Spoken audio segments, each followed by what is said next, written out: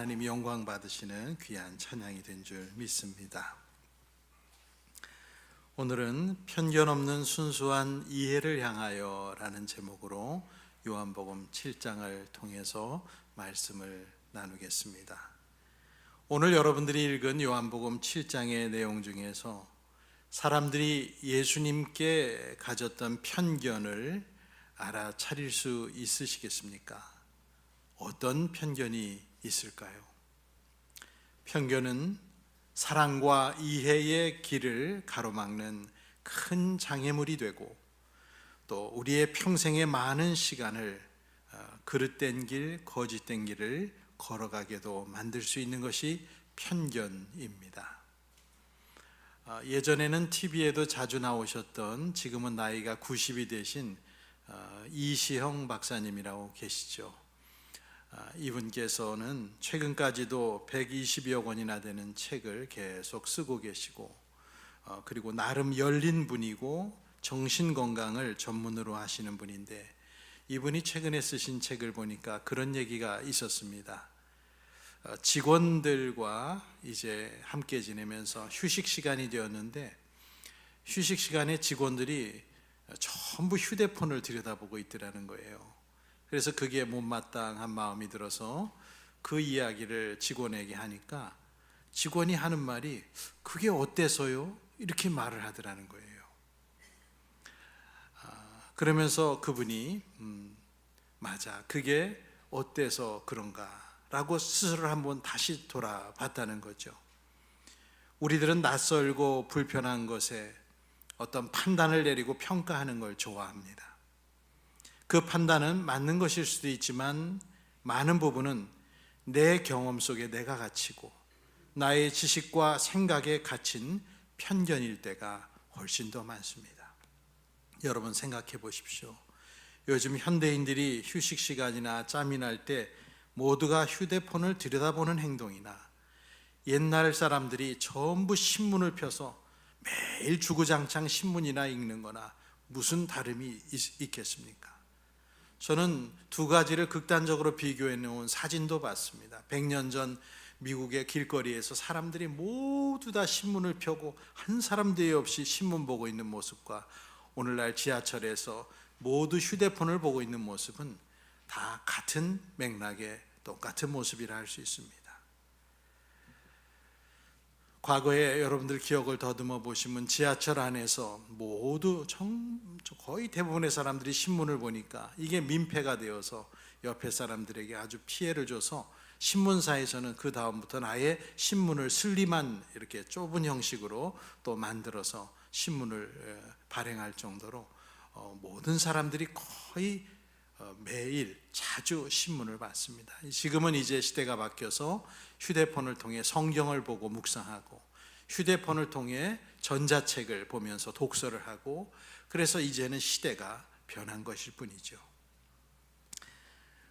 마태복음 5장, 6장, 7장을 일컬어 우리들은 산에서 가르치신 가르침이기 때문에 산상수훈이라 말하는데요, 이 산상수훈의 내용 대부분은 기존에 우리들이 알고 있었던 생각과 판단을 교정해 주시는 내용들이 많습니다. 예수님은 사람들이 자기 자신을 보면서 오해하고 왜곡하고 있다는 것을 이미 아셨기 때문에 먼저는 이런 말씀을 던져 주셨어요. 마태복음 5장 17절을 보면, 내가 율법이나 예언자들의 말을 폐하러 온 줄로 생각하지 말아라. 폐하러 온 것이 아니라 완성하러 왔다. 사람들 눈에 예수님은 율법도 무시하고 예언자들의 가르침도 개의치 않는 좀 유별나면서 율법을 제대로 모르는 사람으로 보일 수 있었을 것입니다. 그런 사람들에게 주님은 너희가 나를 그렇게 생각하느냐? 그게 아니라 말씀을 완성하러 온 것이다 라고 하신 것이죠. 그리고 이어지는 마태복음 5장 가르침의 대부분의 형식은 어떻게 되어 있냐면, 너희는 무엇이라고 들었지만 나는 너희에게 이렇게 말한다. 이 형식을 취하셨어요. 예를 들어 보면 마태복음 5장 21절에서 22절에 옛 사람들에게 말하기를 살인하지 말아라. 누구든지 살인하는 사람은 재판을 받아야 할 것이다 한 것을 너희가 들었다. 그러나 나는 너희에게 말한다. 마태복음 5장 27절 28절을 보면 간음하지 말아라 하고 말한 것을 너희는 들었다. 그러나 나는 너희에게 말한다. 마태복음 5장 31절 32절에 보면 누구든지 아내를 버리려는 사람은 그에게 이혼 증서를 써주라고 하고 말하였다. 그러나 나는 너희에게 말한다. 이렇게 마태복음 5장의 내용은 기존의 율법 해석의 관행을 뒤집고 율법의 내용이 진정으로 요청하는 바가 무엇인지, 그리고 그 구절을 넘어서 가야 할 곳이 어디인지를 밝히시는 가르침들이었습니다. 이런 식으로 주님의 말씀의 다수는 사람들의 기존의 생각과 기대를 뒤엎어버리는 말씀들이었습니다. 또 다른 형식은 무엇이라고 생각하지 말아라 라는 화법도 있습니다. 마태복음 3장 9절을 보면 그리고 너희는 속으로 주제넘게 아브라함이 우리 조상이다 하고 말할 생각을 하지 말아라. 마태복음 10장 34절에 너희는 내가 세상에 평화를 주러 온 줄로 생각하지 말아라. 평화가 아니라 칼을 주러 왔다. 우리 예수님께서는 그를 받아들이지 않는 사람들의 오해와 편견으로 미움을 받아서 나중에 십자가에 못 박히셨습니다. 하나님께서 친히 낮추어 이 땅에 오시고 그 옛날 모세 때 주셨던 율법의 뜻과 사람들이 하나님을 향해 가져야 할 올바른 마음을 가르쳐 주신 것임에도 불구하고 사람들은 오히려 예수님은 율법의 파괴자다, 그리고 신성 모독자다라고 생각하며 예수님을 배척하고 로마인들의 손을 빌려 십자가에 처형했습니다. 예수님께서 그들에게 하신 말씀이 틀렸다, 그렇게 생각하기 때문입니다. 그래서 여러분, 편견은 큰 죄입니다. 죄의 결과이기도 하고 또 다른 죄를 만들어내는 부패한 인간의 마음 상태의 경향이 편견입니다. 편견은 성경에서 늘 경고하는 바였습니다. 예를 들어 구약의 모세오경에 나오는 재판 때에 여러 지켜야 될 법 중에 가난한 사람이라고 두둔하지 말아라. 성경은 그렇게 말합니다. 공정이라고 하는 것은 어떤 부류의 사람에 대해서 무비판적으로 두둔하거나 배척하게 되면 이룰 수 없는 게 공정이죠. 돈이 많은 사람이나 세력이 있는 사람은 무조건 그 사람은 힘과 재력을 써서 뇌물을 먹이거나 다른 사람을 압제했을 것이라고 예단을 가지고 판단해서도 안 되고, 가난한 사람은 무조건 피해자고 그래서 재판이 있으면 두둔해야 된다는 생각도 옳지 않다고 성경은 말합니다. 출애굽기 23장 3절 말씀에 너희는 또한 가난한 사람의 송사라고 해서 치우쳐서 두둔해서도 안 된다. 레위기 19장 15절에 재판할 때에는 공정하지 못한 재판을 해서는 안 된다. 가난한 사람이라고 하여 두둔하거나 세력이 있는 사람이라고 하여 편들어서는 안 된다. 이웃을 재판할 때는 오로지 공정하게 하여라 하셨습니다. 근거가 없이 남을 좋게 생각하는 것을 긍정적 편견이라고 부르고요, 근거가 없이 다른 사람을 나쁘게 생각하는 것을 부정적 편견이라고 말합니다. 이것은 사람들의 아주 일반적인 모습입니다. 하나님은 구약 성경에 보면 사무엘 선지자가 왕될 사람을 뽑을 때 앞으로 지나가는 다윗의 사울의 형제들을 보면서 특별히 엘리압 같은 사람을 보고 저 사람이 왕될 상이구나, 그렇게 생각했을 때 하나님은 그 유명한 말씀을 사무엘 선지자에게 해주시죠. 너는 그의 준수한 겉모습과 큰 키만을 보아서는 안 된다. 그는 내가 세운 사람이 아니다. 나는 사람이 판단하는 것처럼 그렇게 판단하지는 않는다. 사람은 겉모습만을 따라 판단하지만 나 주는 중심을 본다. 그렇게 선지자 사무엘에게 말씀하셨습니다. 여러분, 우리 모두는 편견의 존재고 치우친 존재입니다. 여러분, 편견의 뜻이 무엇일까요?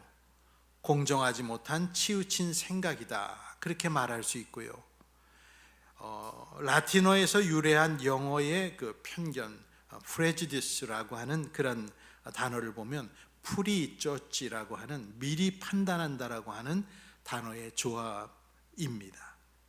그래서 성급한 결정이나 경험에 기초한 판단 혹은 미리 앞선 판단을 이 편견이라 말할 수 있습니다. 충분하고 타당한 지식이나 그런 기타 근거를 갖추지 못한 상태에서 사람이나 집단에 대해서 성급한 판단을 내리는 경향이라 할 수 있는 거죠. 여기에 있는 우리들 모두 누구나 편견으로부터 자유로울 사람이 없습니다. 개인적인 왜곡, 사회적인 왜곡, 그 모든 것들이 우리 안에 존재하는데 자기가 가진 생각이 편견이라는 것을 전혀 인지하지도 못한 채 진정한 이해와 사랑과는 거리가 먼 행동을 우리는 무심코 반복적으로 하고 살아가고 있습니다. 우리 각자에게 깊이 뿌리 내리고 있는 편견을 우리는 봤으면 좋겠습니다.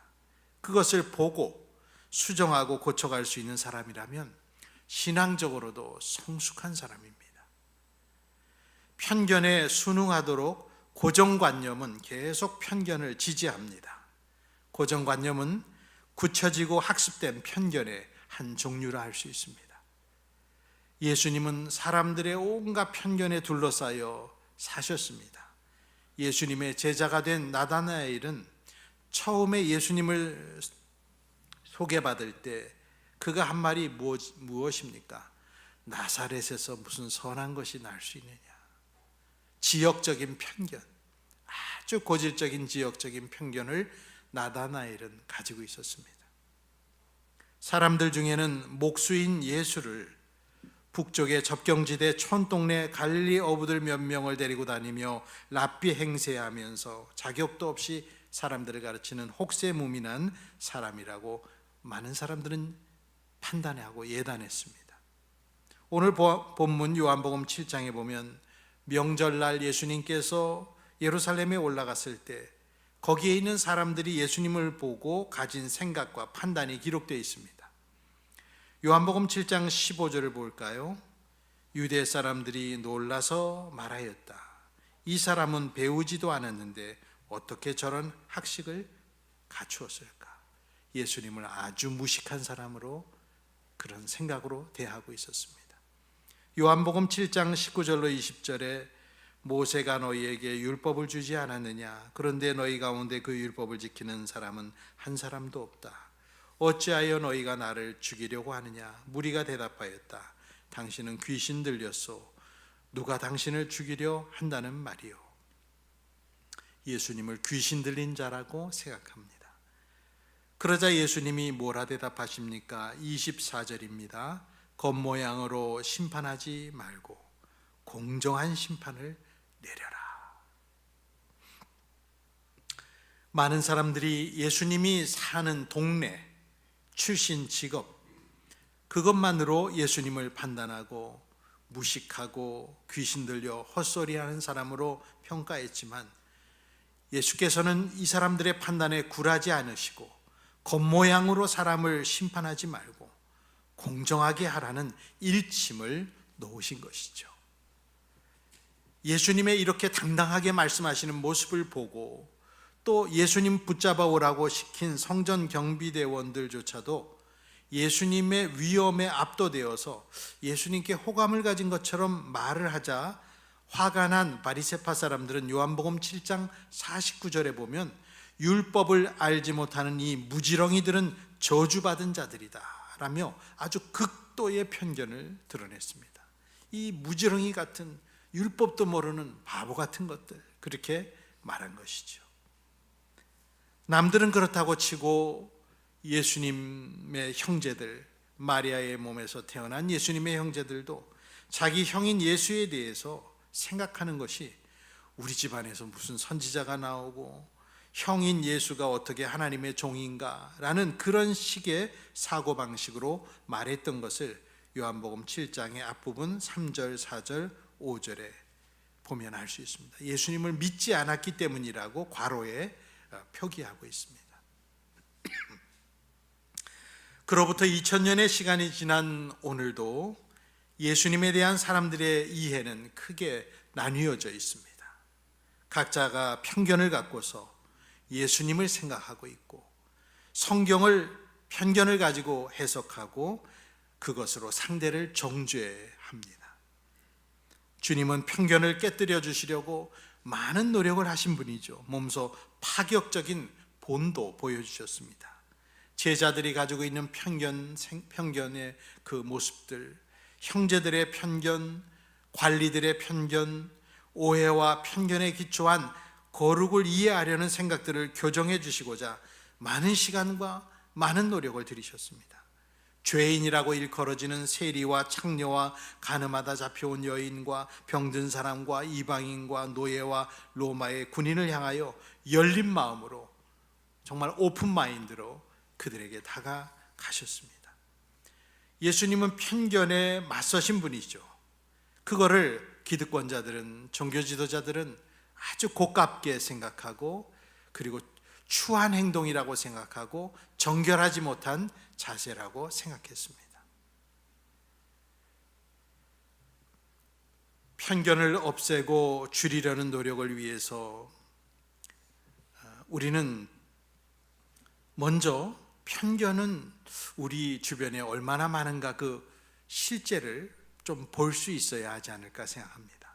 사회 전반, 각계각층, 심지어는 교회에까지 퍼져 있는, 일상화되어 있는 수많은 편견들이 있습니다. 편견의 실례들은 일일이 말할 수 없을 정도로 너무나 많죠. 쉴 틈 없이 매스컴에서 쏟아져 나오는 편견의 이야기들, 심지어 가짜 뉴스까지 더해지면서 편견의 이야기들이 쏟아져 나오고 있습니다. 인종 편견, 성별 편견, 종교적인 편견, 계층에 대한 편견, 나이에 대한 편견, 국가 간의 편견 등등. 지금에 와서 우리가 과거에 우리들이 무심코 했던 생각들, 편견들을 되돌아보면 사실은 굉장히 부끄럽습니다. 과거에 우리들은 이 인권에 대한 의식이 약하고 편견이, 수많은 편견이 더 많을 때는 말끝마다 여자들이 말이야, 그 말을 쉴 새 없이 했죠. 여자들이 운전하고 나오면 밥이나 하지 왜 운전하러 나왔냐고 그 길거리에서도 소리치고, 기타 등등의 지금 보면 부끄러운 얘기들이 얼마나 많습니까? 흑인들을 보고 전부 깜둥이라고 이렇게 말을 해도 그게 전부 이상하지 않았던 시절이 있었습니다. 일본 사람, 중국 사람, 러시아 사람은 사람이라고도 했나요? 다 놈자를 붙여서 우리가 말했죠. 언제 사람 취급을 했습니까?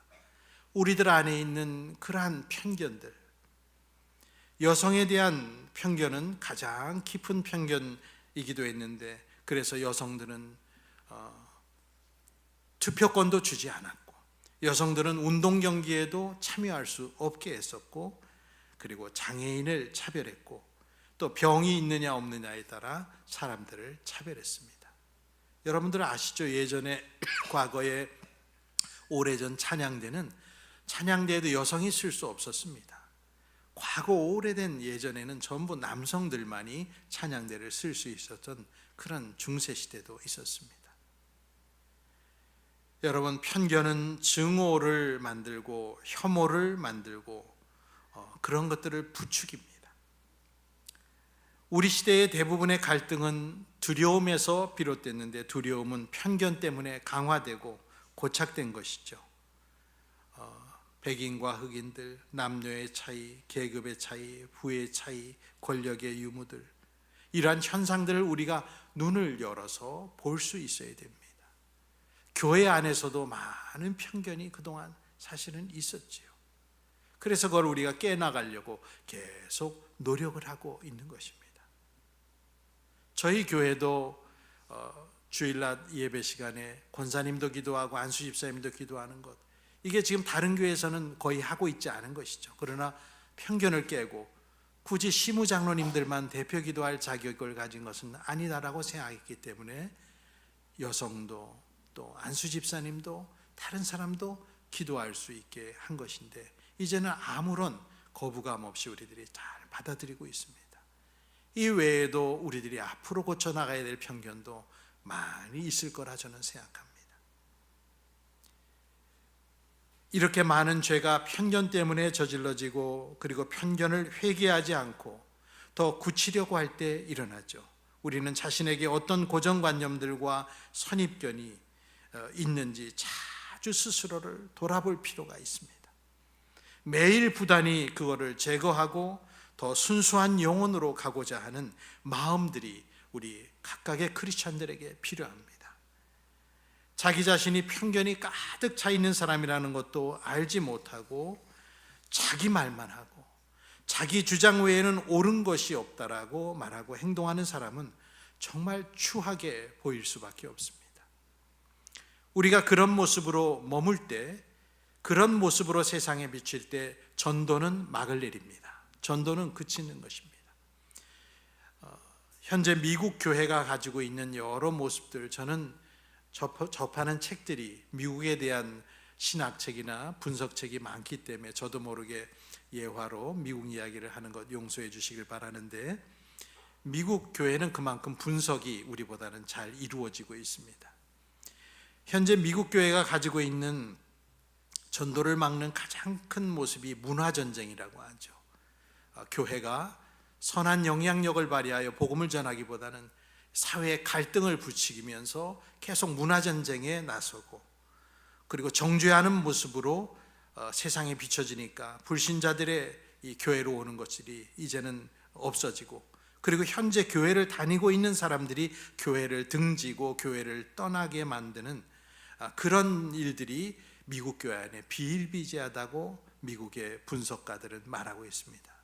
오늘 주보에도 제가 단상에 잠시 좀 인용도 했지만, 작년에 출간된 탈기독교 시대의 교회라는 책을 보면은 그 미국에 있는 크리스찬들의 그 부모들이 가지고 있는 여러 가지의 편견들, 그것 때문에 자식들이 교회 나가는 것을 그친다는 거예요. 매일 입만 열면 미국의 공화당 얘기, 미국의 민주당 얘기, 그리고 동성애 얘기, 낙태 얘기, 이런 문화전쟁에 올인을 하면서 자녀 세대들이 교회라면 정말 런덜머리를 낼 정도로 이 문화전쟁에 지친 그 피해자로서 교회를 등지게 되는 현상이 미국 교회에 일어나서 지난 25년간 미국에서 4천만 명의 기독교인들이 교회를 등지고 나가버렸습니다. 갈등을 보고 그리고 교회 안에 위선을 보면서 사람들은 교회의 메시지에 귀를 기울이지 않게 됐다는 것이죠. 우리가 굉장히 염두에 둬야 될 그런 예라고 할 수 있습니다. 안타깝지만은 우리가 믿고 있는 이 믿음, 신앙생활, 더 넓게는 종교가 이 세상의 편견을 증폭시킬 때가 많습니다. 종교적 편견에서 나온 증오가 세계 평화도 위협하고 있습니다. 탈레반의 이야기, 러시아와 우크라이나, 이스라엘과 가자지구, 레바논의 이야기도 뿌리로 깊이 들어가면 갖가지의 편견이 있고 그 속에는 종교적인 편견도 있습니다. 사랑하는 성도 여러분, 여러분이 누군가를 판단하고 미리 심판하며 말하고 싶더라도 열린 마음으로 이해하기 위해 최대한 노력하셔야 됩니다. 우리들은 사물의 한 면밖에 보지 못하는 영적인 맹인들에 불과합니다. 그리고 마음은 죄 때문에 오염되어 있어서 늘 자기 위주로 우리는 생각하는데 아주 능한 사람들입니다. 최근에 한 작가의 글을 보면서 그가 한 말이 가슴에 제가 남는데, 그 작가는 말하기를 소설이 뭐냐? 소설은 그 사람이 왜 그래야 했는지 온전히 이해하려고 시도하는 일이 소설이라고 했습니다. 인간이 인간을 완전하게 이해할 수 없다 해도 잠시 판단을 유보하고 서성거리게 만드는 것, 그것이 소설가의 능력이다 라고 그 작가가 말한 게 굉장히 감동이 되었습니다.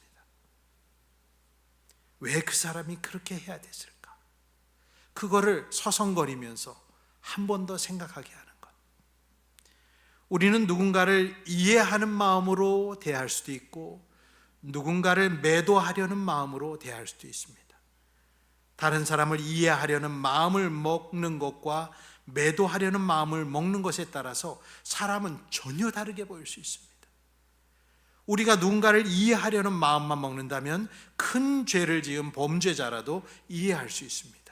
더군다나 그 범죄자가 정말 내가 사랑하는 사람이라면 오히려 그 사람을 불쌍하게 여길 만큼 깊이 이해도 할 수 있습니다. 그 사람이 살아온 환경과 인생 여정과 당시의 상황과 내면의 결핍 등 온갖 것들을 통해서 이해에 도달하게 되는 것이죠. 반대로 우리가 누군가를 매도하려고 하는 마음을 먹는다면 그 사람이 아무리 천사에 가까운 존재라도 밑도 끝도 없이 매도할 수 있습니다. 다른 사람의 착한 행동조차도 깊은 자기 만족에서 나오는 이기적인 행위로 매도할 수 있습니다. 무엇이든 다 갖다 붙여서 매도할 수 있습니다. 예수님을 매도한 사람들을 생각해 보십시오. 내게는 너무나 좋아 보이는 사람이요, 다른 사람이 볼 땐 철천지 원수일 수도 있습니다. 자신이 위치한 입장과 자리에 따라 달라지는 것입니다. 이러한 사람들의 자기중심성과 협소하고 공정하지 못한 판단을 생각할 때 저와 여러분은 이제부터 누군가를 너무 쉽게 심판해서는 안 됩니다. 다음에 제가 심판에 대한 설교도 또 드릴 텐데, 성경에 비판하지 말아라는 말은 엄밀하게 심판하지 말라는 말이어서 요즘 번역은 바꿨죠. 누군가를 심판해서는 안 됩니다. 섣불리 내린 내 판단, 심판이 나중에 그 실상을 알게 되고서 부끄러워지는 경우가 얼마나 우리의 삶에 많았습니까? 나중에는 얼굴이 부끄러워지는 일들이 많았습니다. 여러분, 편견 없이 사람들을 사랑으로 대해야 되겠습니다. 제가 최근에 읽은 책 중에 뜻밖의 회심이라는 책은 미국의 레즈비언 동성애자이고 전도 유명한 페미니스트로서 영문학을 가르쳤던 교수인 로자리아 버터필드 교수의 책인데요, 이분이 어느 날 어느 편에도 속하지 않은 한 통의 편지를 받은 걸 계기로 해서 자기가 추종했던 그런 삶의 가치를 포기하고 예수님의 제자가 되고 훗날 목사와 결혼하여 사모가 되는 그런 과정이 그 책에 적혀 있습니다. 이 레즈비언으로 동성애자로 영문학자로서 많은 사람들에게 영향을 끼치던 이 사람이 어떻게 변화에 이르렀는가는 너무 단순했습니다. 편견 없이 자기를 대해준 그 지역에 있는 한 따뜻한 목사님 내외와의 대화와 삶을 나누는 그냥 그 모습을 통하여 자기가 언제 변화되었는지도 모르게 변화되어 주님께로 자기가 가버린 그 이야기를 담담하게 적었는데 큰 은혜가 되었습니다. 여러분, 그리스도인에게 가장 중요한 것은 판단력이 아닙니다. 판단보다 중요한 것은 상대의 이야기를 듣고 이해하고 감싸주며 따스하게 기도해 주는 것이죠. 예수님은 가늠하다 잡혀온 여인에게 나도 너를 정죄하지 않는다, 가서 이제부터 다시는 죄를 짓지 말아라, 그렇게 따뜻하게 여인에게 얘기해 주셨습니다. 구약의 율법에는 가늠하다 잡혀온 사람이 있으면 인정사정 없이 돌로 쳐서 죽여라, 그렇게 되어 있습니다. 그렇다면 예수님은 그 율법에 의하면 예수님은 잘못된 것입니까? 우린 그렇게 말하고 있지 않습니다. 우리는 실수하는 존재입니다. 그러므로 우리가 반대하는 사람들의 이야기조차 주의 깊게 들어주려고 해야 됩니다. 그리고 우리는 더 겸손해야 됩니다. 말씀을 정리합니다. 예수님은 사람들의 편견을 깨뜨리신 선구자입니다. 죄인들의 구주로서 우리들을 품으시고 용서하시고 새로운 살 길을 몸으로 보여주신 분입니다. 사람들이 전부 꺼리는 대상들에게 주님은 서슴지 않고 편견 없이 다가서셨습니다. 우리 기독교의 선교 역사도 역시 편견의 벽을 뛰어넘는 역사였습니다. 이방인들은 구원받을 수 없다 생각하는 유대인의 뿌리 깊은 편견을 부숴버리기 위해서 예수님은 베드로의 꿈도 사용하시고 교회 안에 격정적인 토론과 논쟁도 허용하시고, 그리고 베드로를 통해 로마 군인에게 세례를 베풀고 성령이 그 로마 군인에게도 임하는 것을 보면서 살아있는 증거를 주셨습니다. 더불어 편견으로 똘똘 뭉쳐가지고 기독교를 박멸하려던 사울이라는 청년을 변화시켜서 이방 선교를 이루게 하셨습니다. 마치 사람들에게 보란 듯이 봐라, 그렇게 주님은 모델을 시연해 보이시고 우리에게 허락하신 것이죠. 하나님께서는 편견을 통해 죄를 지며 다른 사람들을 손쉽게 판단하고 매도하는 사람들조차도 그런 인간은 가망이 없다, 이렇게 편견을 갖지 않으시고 기다리시고 바라보시는 분입니다. 그래서 우리 모두의 구원은 반전의 은혜가 있습니다. 우리는 과거의 모습을 보면 구원받을 만한 사람이 아니었습니다. 그러나 하나님은 반전으로 우리까지도 구원을 시켜주셨습니다. 사랑하는 성도 여러분, 우리 모두 사랑이신 하나님을 바라보며 편견을 벗어버리고 순수한 이해에 이르도록 겸손과 용기를 잃지 말아야 됩니다. 편견에서부터 사람들의 다양함과 개별적 상황에 대한 이해와 긍휼의 시선으로 그 가는 여정에는 용기도 필요하고 겸손도 필요합니다. 우리 함께 편견의 늪에 빠지지 않도록, 편견의 벽을 깰 수 있도록 생각하면서 신앙생활을 해야 되겠습니다. 의학자들에 의하면 나이가 들면은 사리를 분별하고 합리적으로 판단하는 이 전두엽이 작아진다고 합니다. 그래서 노년이 되면 본인이 언제나 절대적으로 옳다고 우기고 이웃과의 소통을 증오하는 경향이 젊을 때보다 늘어나는 이유는 전두엽이 작아지기 때문이랍니다. 내 경험만 최고라고 생각하고 상대의 경험을 무시해서는 안 됩니다. 전체를 보지 아니하고 어느 한 부분만 떼어서 봐도 안 됩니다. 내 시각을, 내가 바라보는 시각을 객관화시켜 볼 수 있어야 됩니다.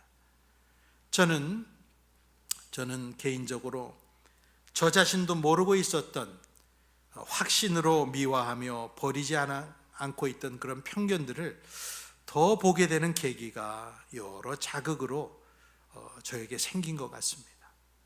그래서 그동안 무심코 받아들였던 편견들을 더 줄이기 위해 지금 노력하는 중이라고 말할 수 있습니다.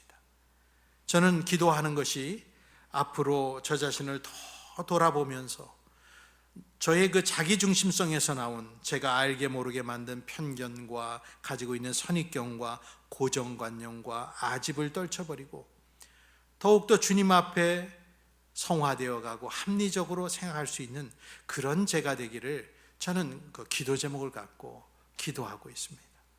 그리고 저의 생각을 다시 한번 돌아보게 되고 다른 사람에 대한 판단도 쉽게 내리지 않으려고 더 노력하는 것이죠. 여러분도 여러분에게 낯설고 이상하게 여겨지는 것이라도 즉각적으로 판단하고 가르치고 싶은 것들이라도 그것에 대해서 마음을 닫지 말고 다시 한번 찬찬히 보고 듣고 이해하도록 힘써 보시지 않겠습니까? 우리들의 말에서부터 편견의 말을 모양이라도 버리십시오.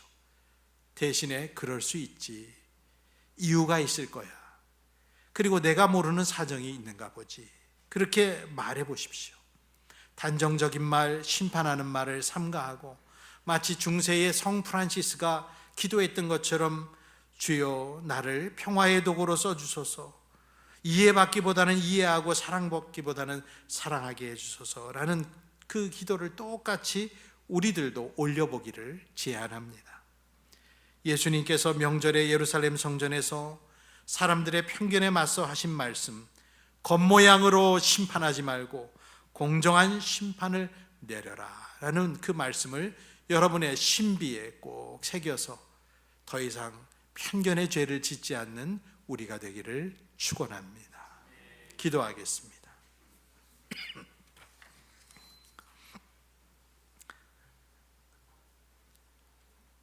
우리들을 편견 없이 사랑해 주신 하나님 아버지, 주님을 닮아 저희도 편견을 버리기를 원합니다. 지금도 갖고 있고 그동안 행해왔던 우리의 편견은 산과 같이 많고 바다처럼 많습니다. 주여 우리의 죄를 용서해 주시고 근거 없이 다른 사람을 판단하고 미워하고 정죄한 것 있다면 철저히 회개하고 더 넓은 마음으로 다른 사람을 심판하는 자가 아니라 위하여 기도하는 자가 되게 해 주시옵소서. 우리뿐만 아니라 사회 각계계층 그리고 세계에는 편견이 너무나도 가득 차서 미움과 증오와 혐오만 가득합니다. 주여 그것으로는 이 세상을 변화시킬 수 없사오니 주님이 행하셨던 사랑으로 이 세상을 변화시키도록 주님의 제자인 저희들이 사랑과 이해로 나아가게 하여 주옵소서. 그리스도 예수의 이름으로 기도드리옵나이다. 아멘. 우리 함께 우리 잘 알고 있는 축복송, 때로는 너희 앞에 어려움과 아픔이 있지만, 우리 축복송을 함께 일어나며 우리 2절까지 찬양합니다.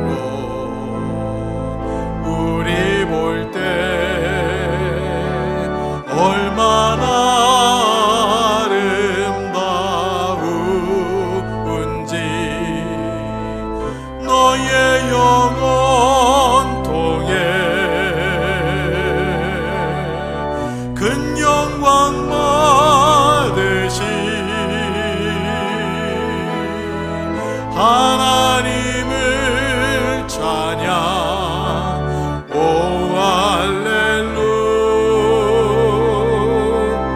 너는 택한 족속이요 왕 같은 제사장이요 거룩한 하나님의 소유된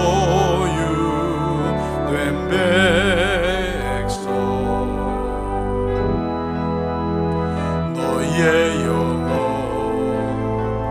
우리 볼 때 얼마나 사랑스러운지.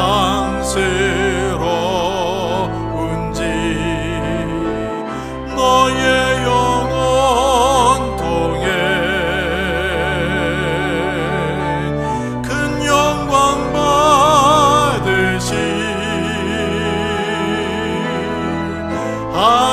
하나님을 찬양. 오 할렐루야.